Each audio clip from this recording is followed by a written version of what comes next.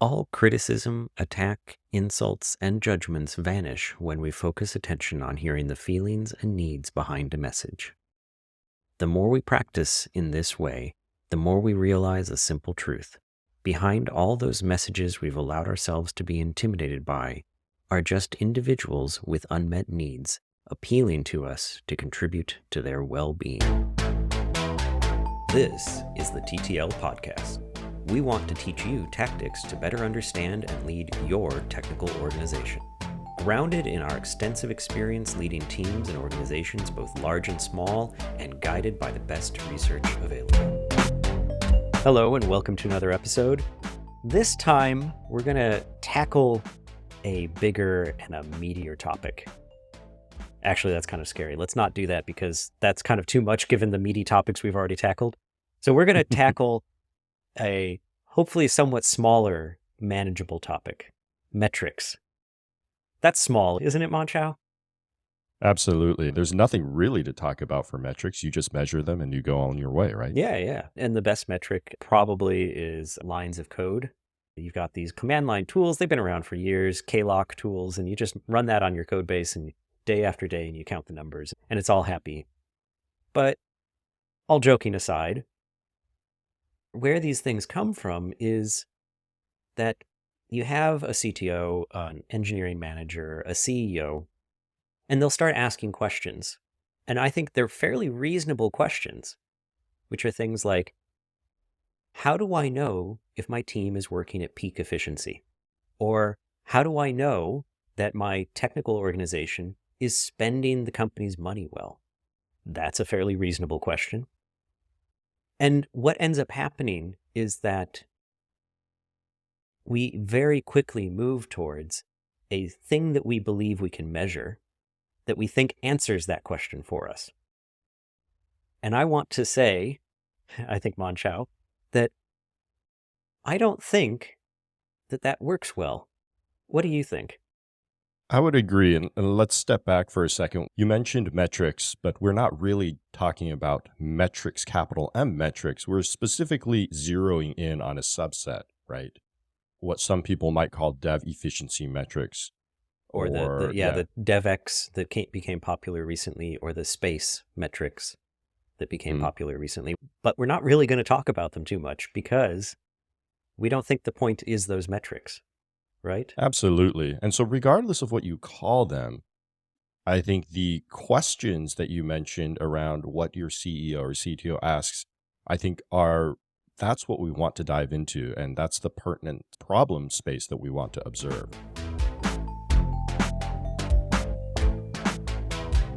You sent me something that you found, and I think it was a question that was posted to a message board. I think the raw questions that people ask oftentimes aren't listened to enough. And so I like to read it and we can kind of chew into it in a bit. So I like this that person idea. asks, as an engineering leader, how do you measure your team's productivities and know that they are being productive / impactful relative to what the teams are capable of?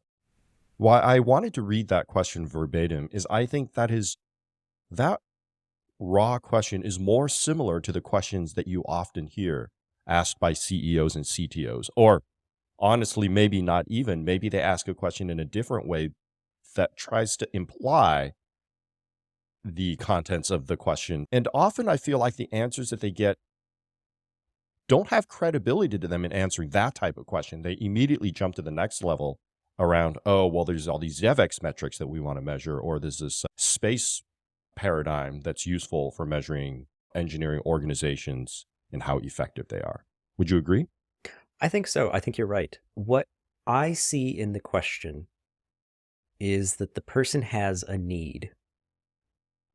And unless we engage with their question as it is and understand their context, simply putting in place one of these existing metrics that might be out there, it's almost random chance whether or not it actually addresses their need.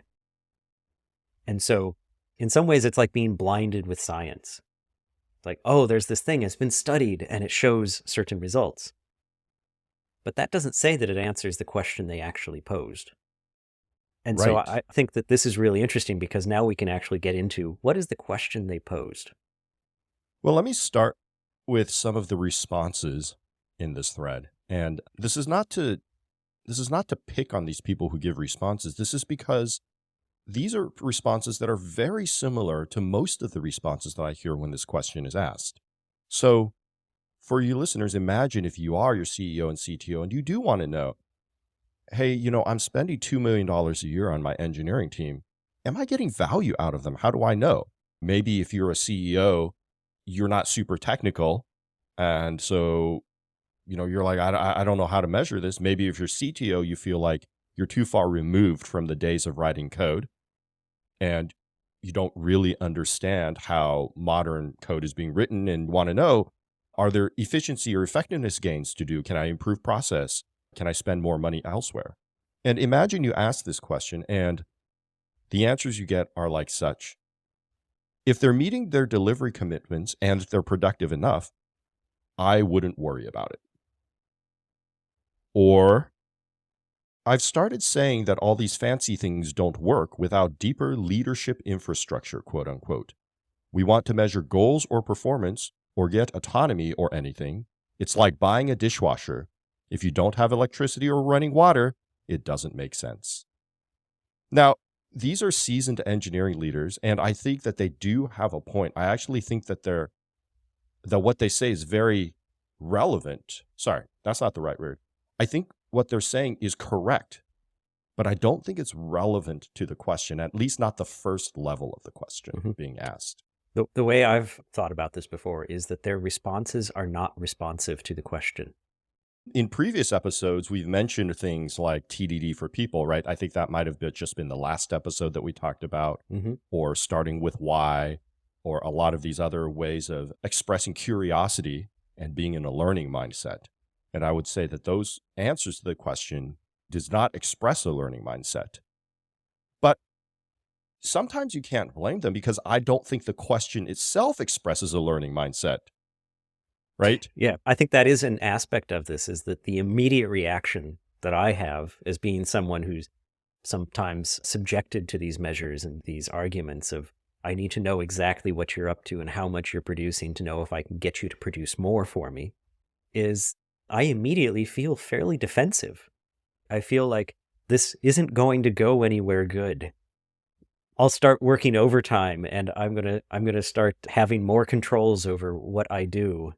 And I'll have to start answering these questions about why did I spend 5 minutes on this feature and 5 hours on this other one. And that's not unfair. I think when I think about that, there is a seminal experience from a time when we both worked together, right? When the CEO came into a meeting with the Eng team and he said, we have to really pick up the pace. And one of the things he said that really stuck with me is, I don't know when this pace pickup will end. I'll know it when I see it. Or I can't tell you when this pace pickup will end, but I'll know it when I see it. So you can imagine, as any practitioners, you, me, and all these other people that are answering this question on the message board, if that's been your history, you can imagine why they might be defensive, especially when the question is asked in an inartful way. Yeah. And I should say, I think the way this one was asked, it was attempting to be artful. It was attempting to say, I have this interest and I want to know this thing. It's missing some parts, but it's something to work with.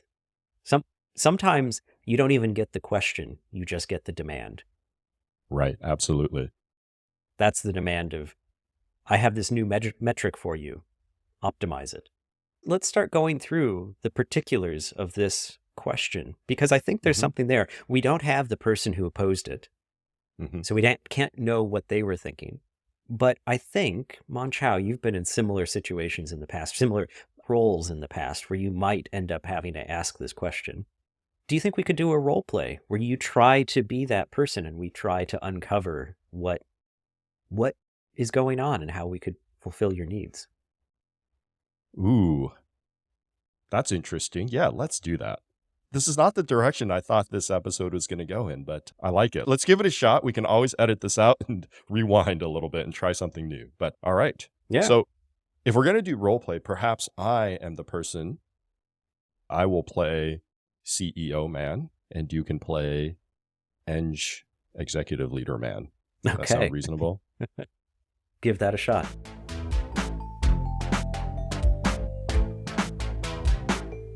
All right.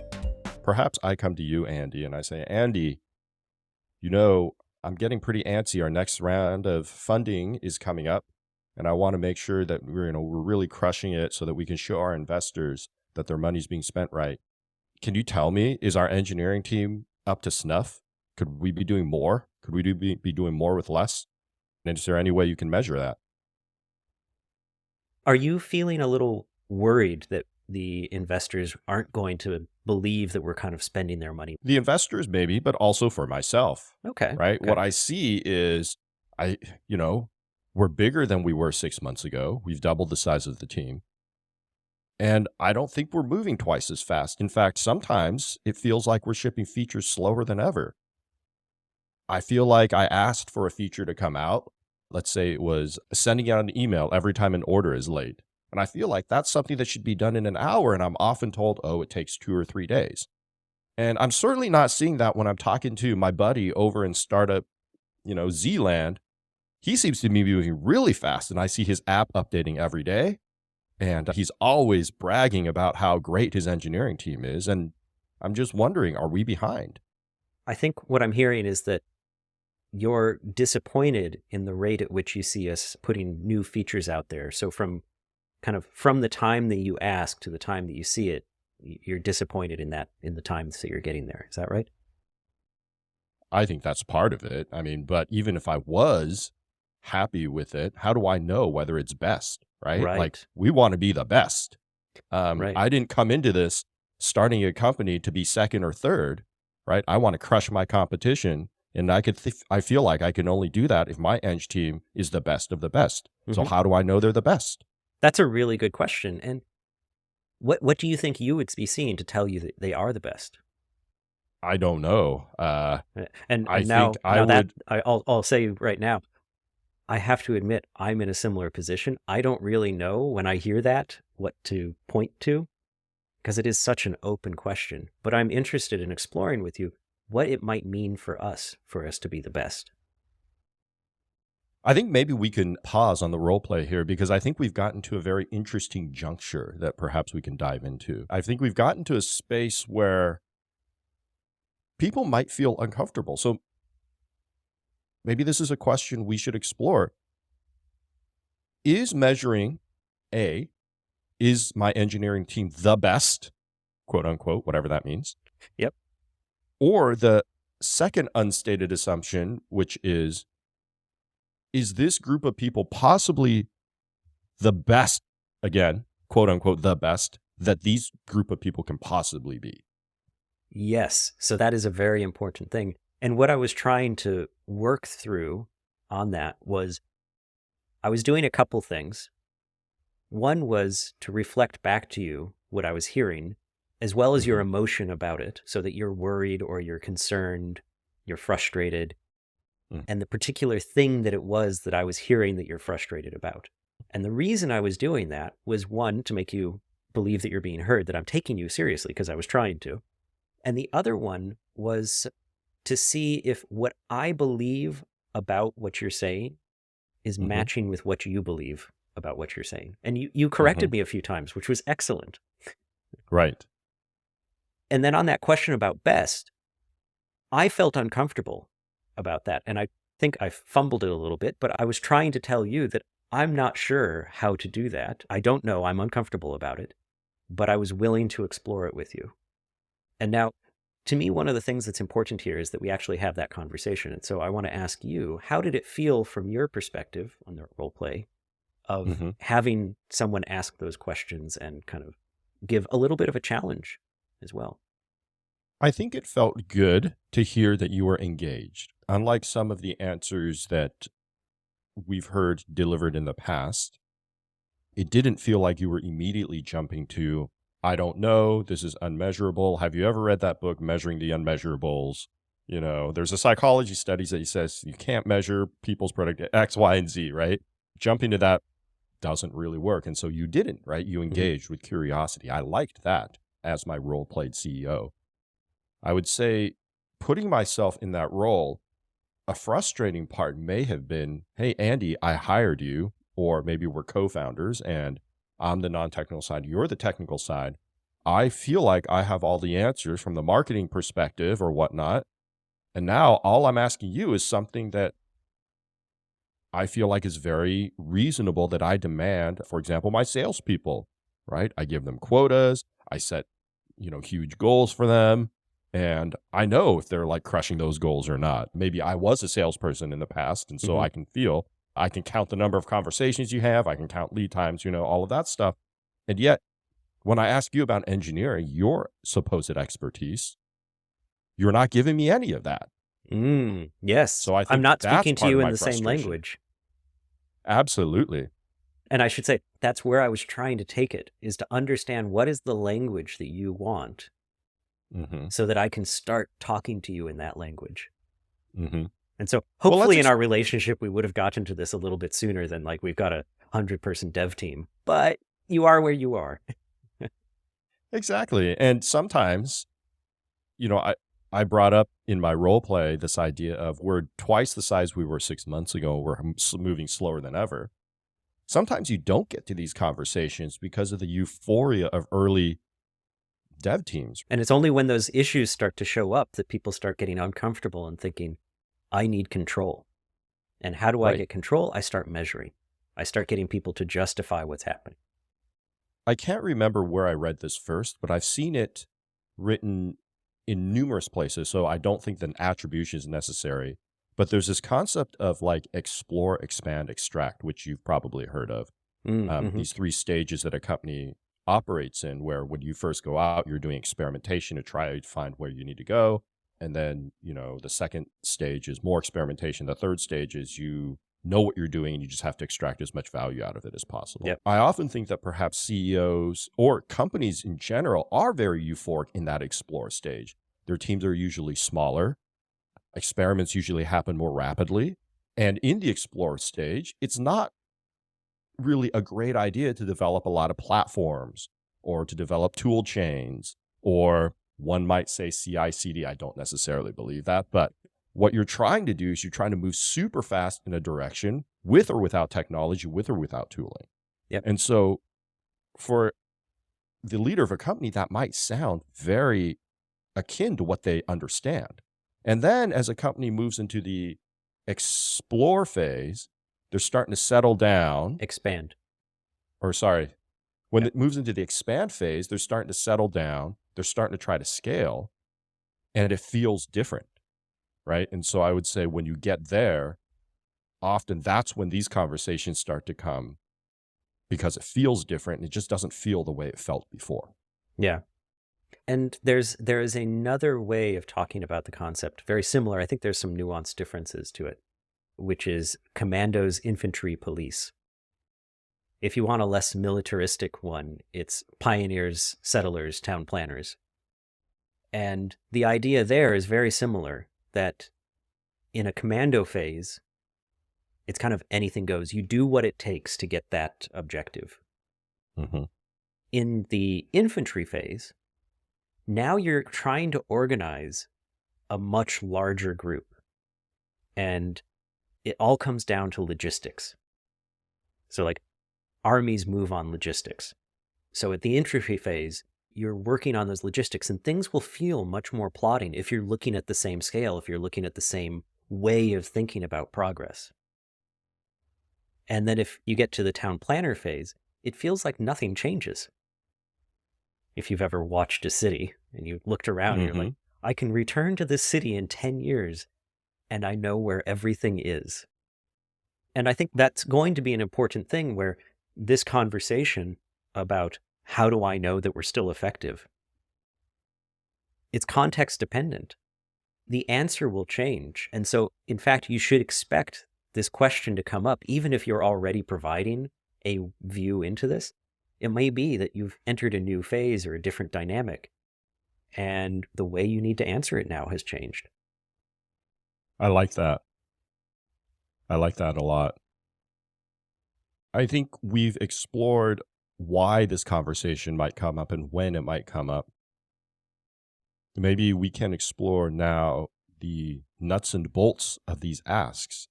We started off by saying, are we the best dev team? And then there's a similar question, which sounds the same, but is actually quite different, which is, are we the best that we can be? Now, Andy, do you think either of these questions is a valid question to ask? Sorry, not to ask, but I don't know how to say it. You can ask any question. You right? can ask if any you have a question query you in your want. mind. Yeah. Right. If you have a query in your mind, you should ask it. But are any Is of it these answerable? questions, is it answerable or relevant?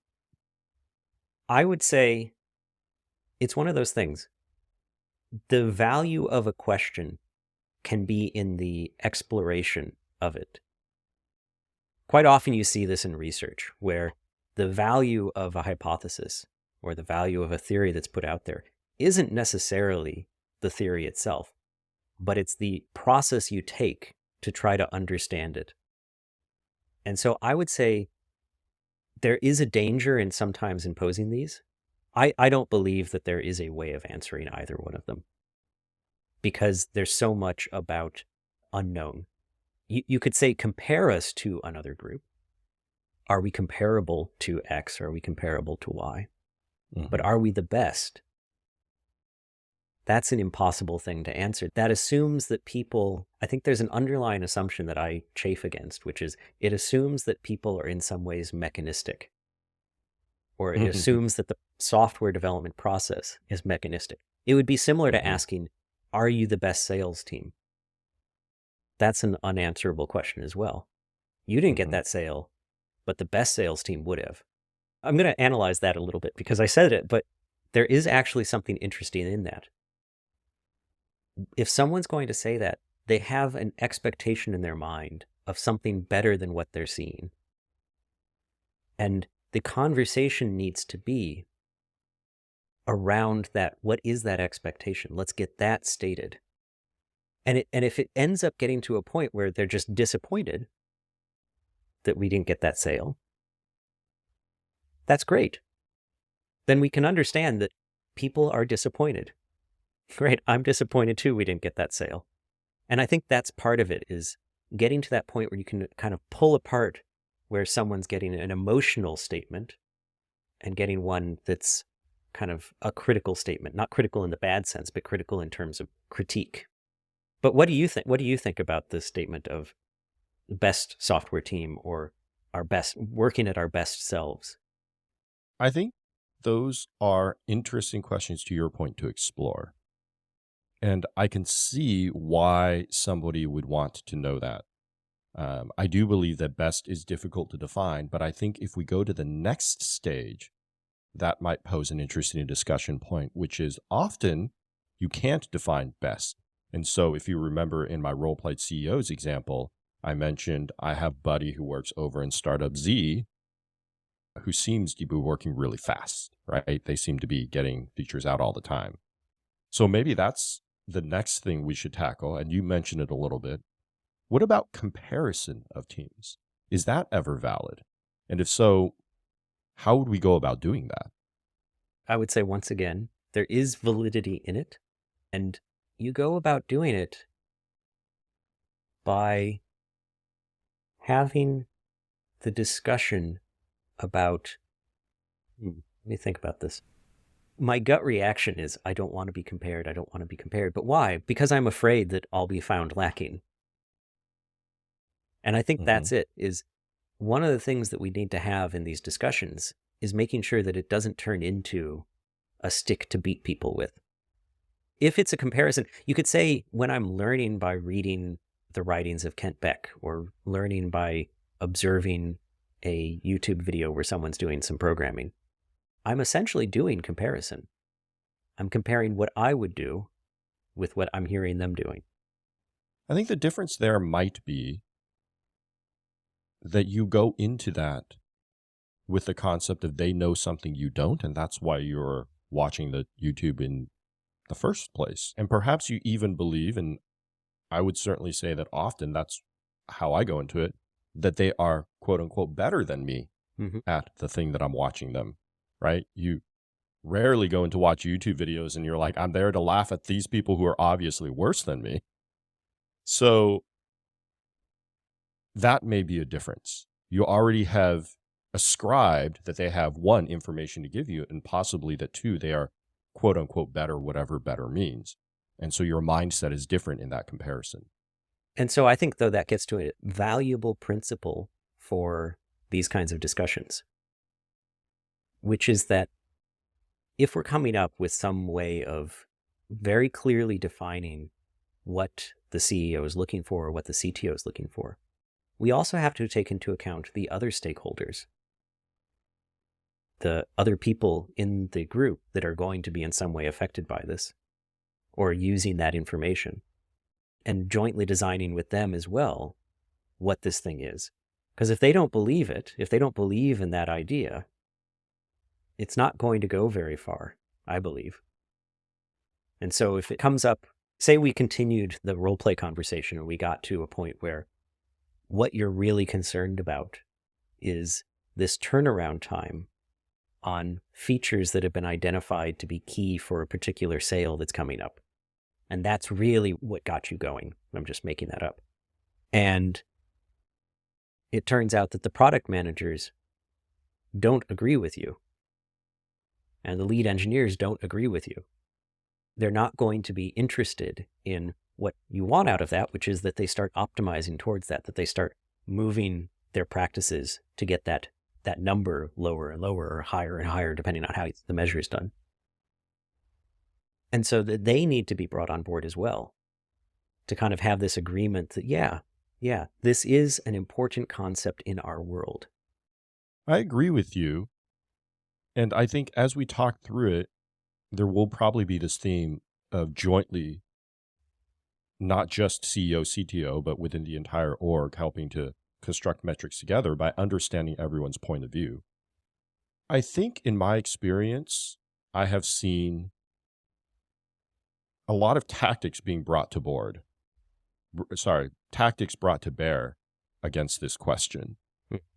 And I think sometimes as a leader, you end up being held hostage by these tactics.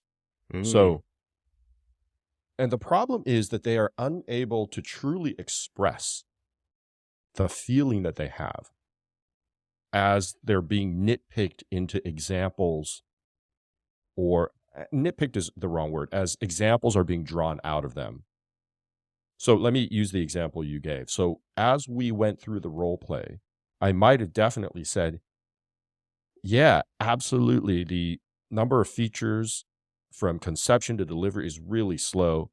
And I really want this to ship out before the end of the quarter so I can point my investors to something really important that's shipped. I would still say oftentimes that is a symptom. That's just the one thing that they wanted at that one time. And when we start to build processes to solve that, that doesn't get back into their innate need. And I think really oftentimes the innate need goes back to, I have this gut feeling that I could be getting more with my money. And I don't know how to express it. And I could give example after example. And often tech teams love solving by example. But when you don't address that innate need, it will always come back up. And it'll never, to part of our last episode, really build that trust necessary to get beyond the tax of always having to revisit this issue over and over again. I agree. What tactics can we use, or what tactics do we have available to us to improve the chance that we get down to that need rather than get stuck at the superficial level? I think one that I hadn't thought about until we had this discussion was perhaps trying to reframe it in the explore, expand, extract, or the pioneers, settlers, townspeople framework. It might be interesting to say, hey, well, we have actually just moved, if it's true. Look, part of the reason is you asked us to scale to, we had 1 million users now, and you're asking us to scale to 100 million. We're no longer in the explore phase, we're in the expand phase, and that has a tax. And if we want to move faster, perhaps we should find a way to get back into the explore phase. And I think that might be a reasonable way to have a conversation around one reason it might feel slow to that person. And what you're doing there is you're acknowledging what they're experiencing. You're saying, I believe you. I believe that that is what you feel. Let's understand it. Let's see where it's coming from. And then let's come up with an alternative.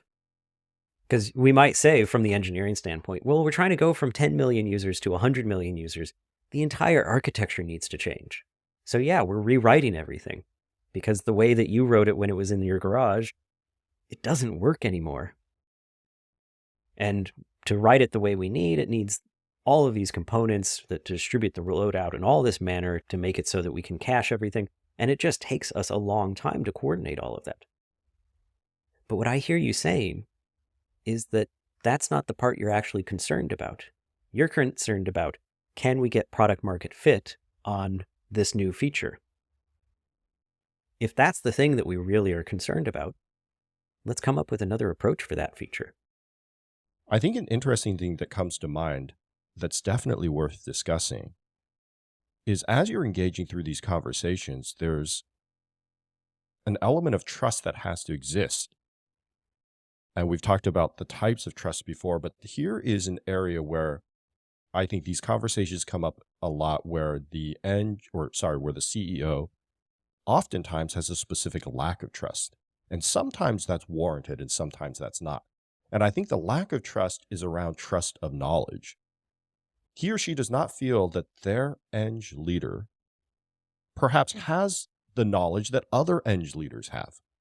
And I think that makes folks feel very uncomfortable when the conversation heads in that direction of, yes, here's solutions I'm giving you, but give me more, right? Or here's solutions that you're giving me, but give me more. I have in my head that perhaps there's something that you haven't thought about or that you don't understand, and give me more. And sometimes that's not valid, right? Sometimes I think the CEO asks the wrong question. But I'm interested perhaps in exploring the other aspect of what you do when it is valid. That there's things that you haven't thought of and you just never thought of them. Absolutely. So to use an example from our experience, when we started, mostly you brought in Agile and XP into the team. The team never thought that they could operate in any other way other than the way that they were operating. And so when folks would say move faster, it was move faster within the bounds of what we know. And luckily you were within the team and you said, look, things aren't working. We tried this, but I have this other idea of what could be working. We could do some pair programming. We could chunk projects up into more iterative deliverables that we could deliver in shorter timeframes.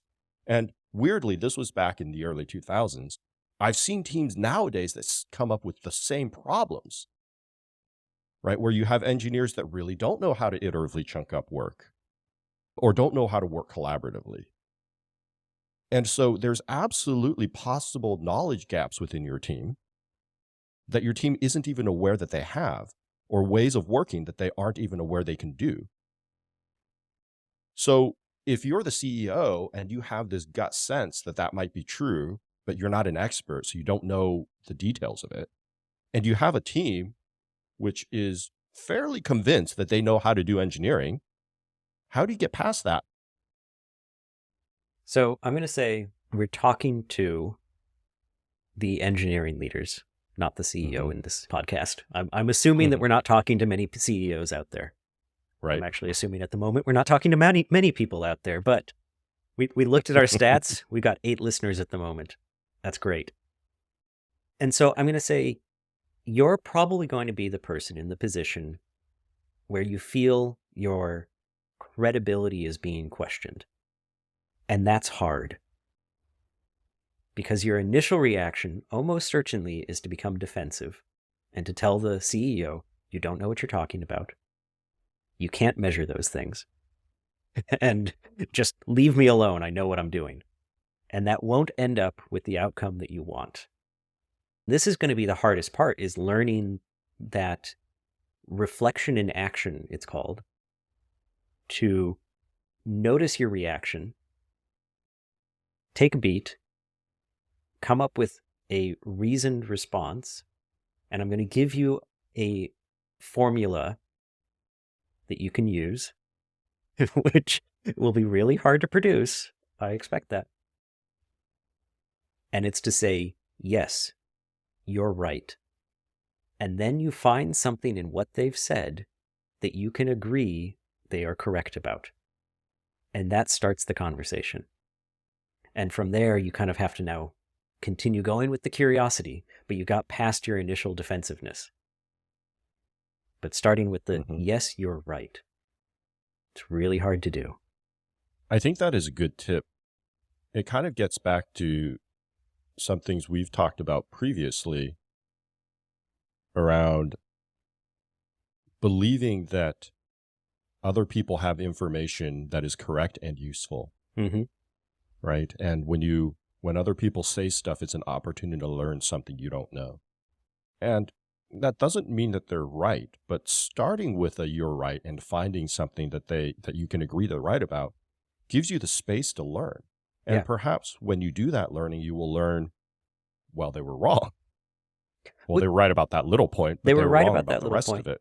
But right. maybe they were wrong about the rest. But they've now been heard enough that when you talk to them about that rest, you have the opportunity to change the way they think about it. But I will also ask people to be open to what you were saying, Mon-Chaio, which is that you might not actually have the skill. I see this quite often when I do technical due diligences on companies. I see people incredibly bright. They have a strong history, but they're now doing a job that they've never done before. Which means that by definition, there's a whole bunch of stuff that they don't know about what they should be doing or how things could work. And so there's a thing of a bit of humility involved in that, in saying, I actually might be missing it. And so having that curiosity to say, what is it that you're seeing? Maybe this is something I need to go explore. Even if I don't believe it right now, maybe it's something I should look at. And that's so important from an Eng leader perspective. You don't even have to be CTO for this piece of advice to make sense, right? You could be dev lead of a 2-person pod. Once people start looking to you for guidance, it is important that you recognize your humility and that you know, not just that you know when you don't have the information, but that you leave open the possibility that the thing you think you have complete information for, you might not. And hopefully that's the reason you're listening to podcasts like ours, is because you're naturally curious. But I would say as an Eng leader, if you're not doing continuous learning, you're doing yourself a disservice, because by the time these types of conversations come up, I won't say it's often too late, but I would say you've done yourself a disservice because you're less prepared and less armed for conversations like these, which are super, super important to the progression of your company and your engineering team. Yeah.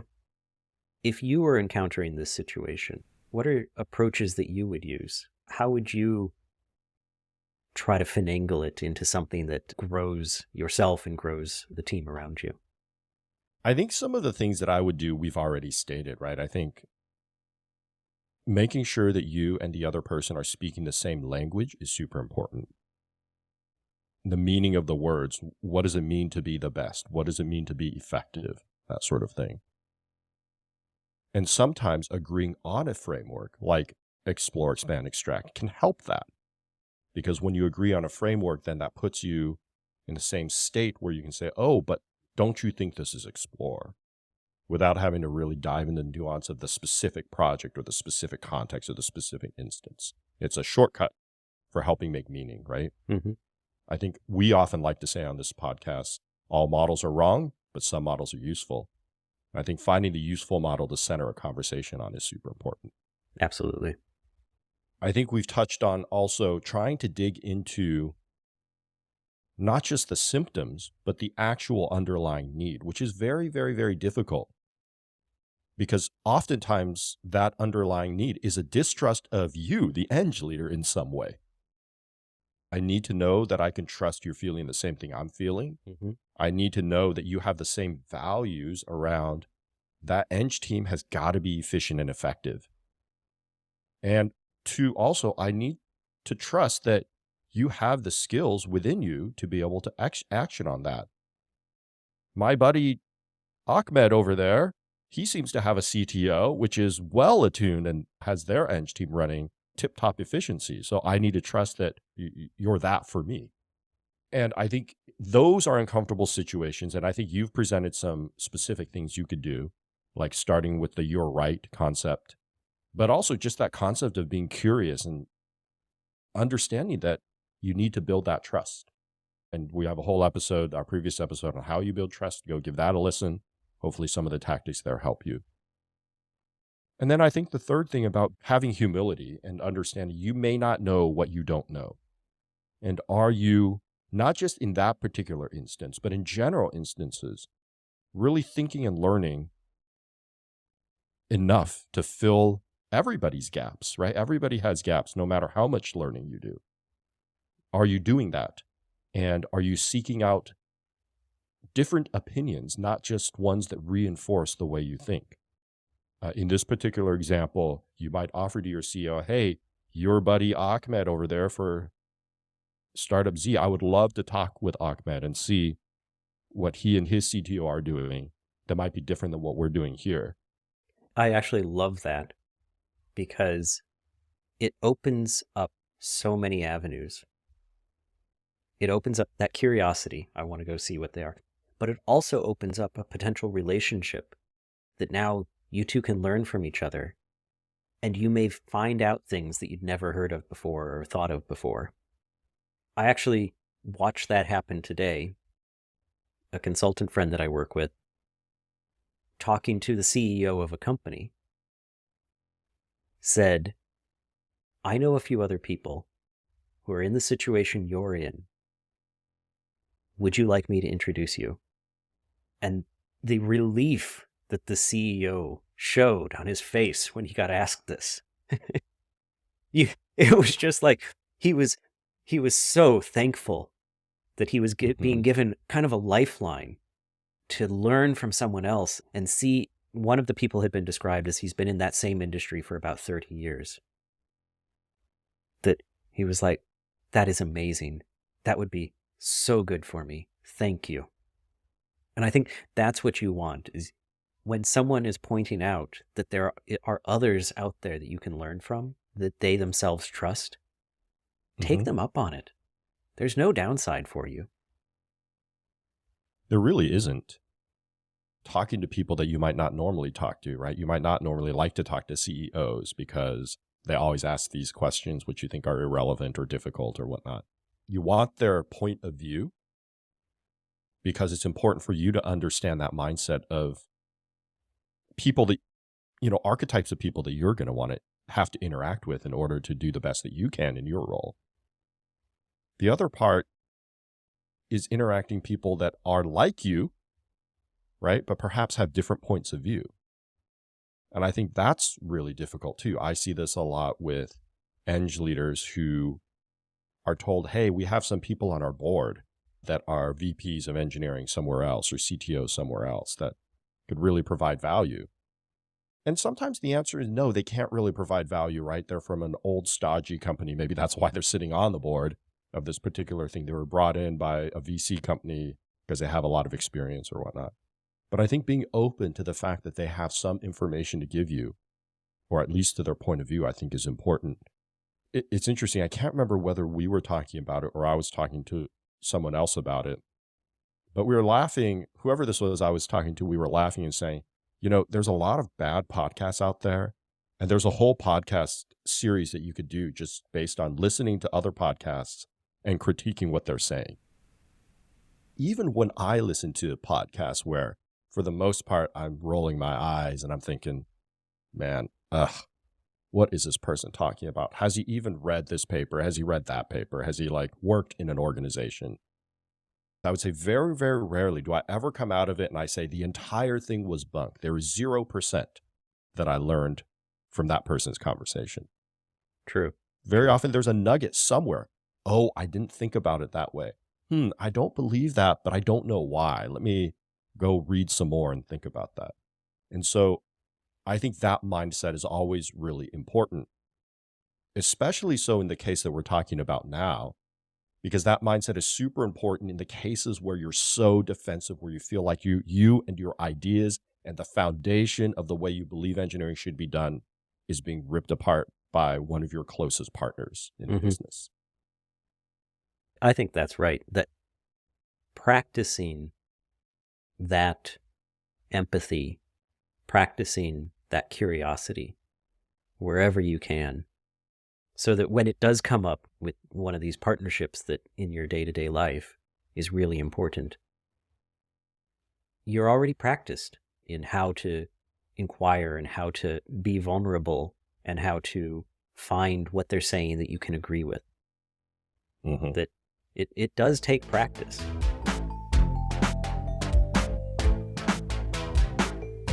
I feel like we've hit a really good endpoint on this one. Do you? Possibly. I was going to suggest that we spend a little bit of time touching on what happens when you get beyond that. And we can always have another podcast that does a good job on that too. That's true. That's true. Because I'm thinking what we've done so far is a really good thing of, before you dive to the metrics, seek to understand that there's a need that they're expressing and a concern or a worry or a fear that they're expressing. And working your way towards that will build that relationship, as well as get you a good, clear picture of what they're asking for, which may be a metric, or it may just be acknowledgement that you're worried too. Right. I think what I'll leave with is that I do think metrics are important. And I do think frameworks like SPACE are really important.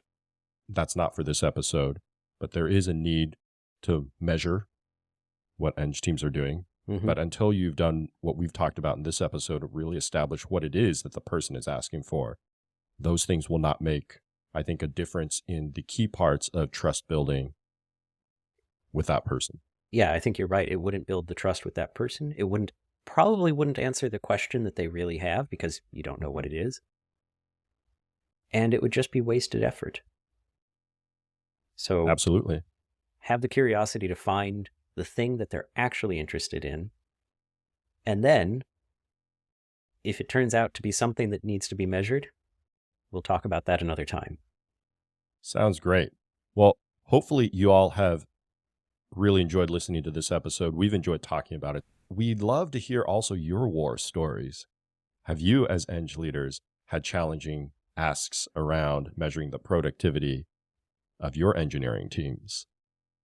And if you have you tried some of these tactics, or do you have other tactics that you would recommend?